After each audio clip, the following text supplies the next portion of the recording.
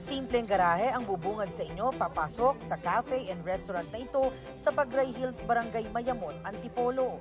Pero hindi ka raw mayayamot dahil pagpasok mo, gagaan agad ang inyong pakiramdam sa ganda ng view at dami ng puno. Overlooking view ng buong city of Metro Manila.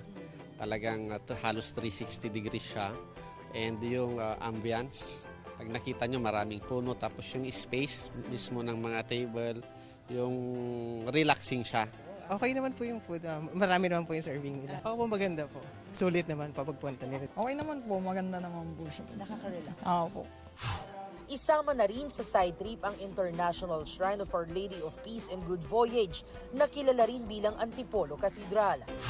Bukod sa Antipolo, dinarayo rin ang IG-worthy na view deck sa San Mateo, Rizal. Tanaw ang Sierra Madre at kung matsyempohan ang Sea of Clouds. Kung adventurous, subukan ng rope obstacle. May kids playground din. Pwede ring mag-overnight sa kanilang villas o sa tent sa kabilang campsite.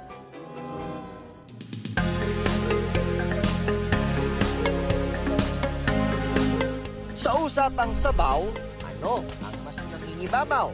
Sinigang o bulalo? Bulalo. Sinigang po, syempre. Bulalo. Sinigang.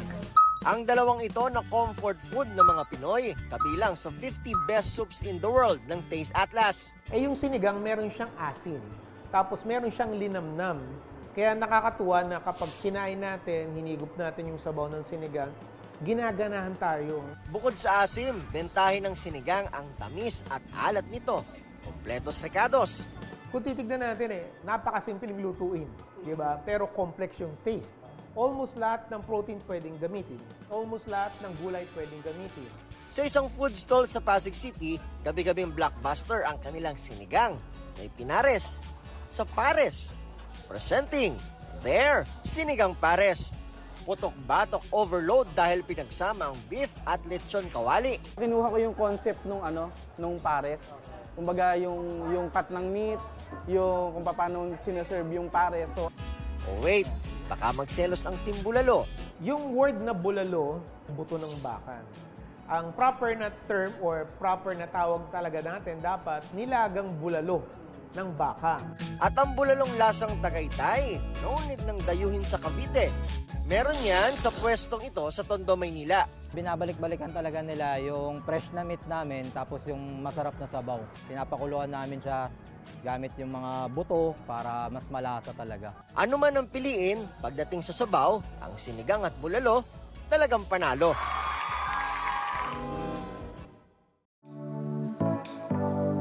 Friendship! Abay kung usapang pagkakaibigan lang, hindi papahuli ang mga Pinoy dyan. Sa survey nga ng Global Expat Network na internations.org, pumapangalawa ang Pilipinas sa mga bansang pinakamadaling magkaroon ng mga kaibigan. Sa listahan ng local friendliness, pang-apat ang Pilipinas. Sa katunayan, 2 sa kada 5 expat o dayuhang naninirahan dito ang may kaibigang Pinoy. 4 sa kada 5 sumagot sa survey ang nagsabing na feel nilang welcome at home sa Pilipinas. 69% ng respondents ang nagsabing hindi mahirap kumonek sa mga Pilipino. Kaya hindi katakatakang 58% ng mga expats sa Pilipinas ang gustong manirahan dito forever. Paliwanag ng isang sociologist na katulong sa friendly image ng mga Pinoy ang pagsasalita ng Ingles.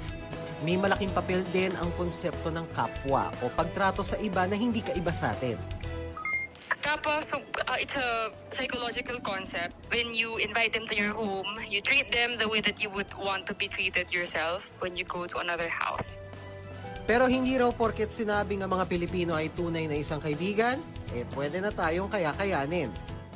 Kasi hindi naman dapat na pag sinabing friendly ang mga Pilipino, yung mga expat, pwede silang pumunta dito, tapos i-expect nila na lagi silang i-accommodate.